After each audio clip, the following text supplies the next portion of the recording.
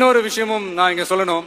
இன்னைக்கு நம்ம தமிழ்நாடு கவர்மெண்ட் இருக்கிற அந்த நிலைமையை பத்தி நான் உங்ககிட்ட நான் சொல்லணும். கிட்டத்தட்ட 10 லட்சம் கோடிக்கு மேல கடன் வாங்கி வச்சுட்டு போயிருக்கிற இன்னைக்கு அந்த தமிழ்நாடு அரசு இருக்கிறப்போ, கஜானாவை சுத்தமா தொடச்சி வலிச்சு வச்சுட்டு போயிருக்கிறப்போ, தூக்க முடியாத சுமையை ஏத்தி வச்சுட்டு போயிருக்கிறப்போ,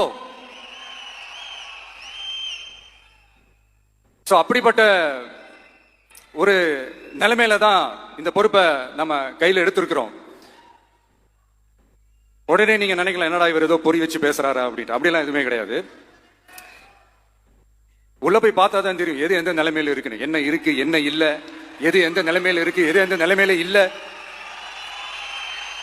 சோ அதையெல்லாம் பார்த்துட்டு உங்களுக்கு ஒரு வெள்ளை அறிக்கையா அதை வெளியிடணும்னு நான் நினைக்கிறேன். ஒரு டிரான்ஸ்பரண்டான ஒரு கவர்மெண்டா, அதாவது இன்னைக்கு நம்ம தமிழ்நாடு கவர்மெண்ட் இந்த நிலைமையில தான் இருக்கு.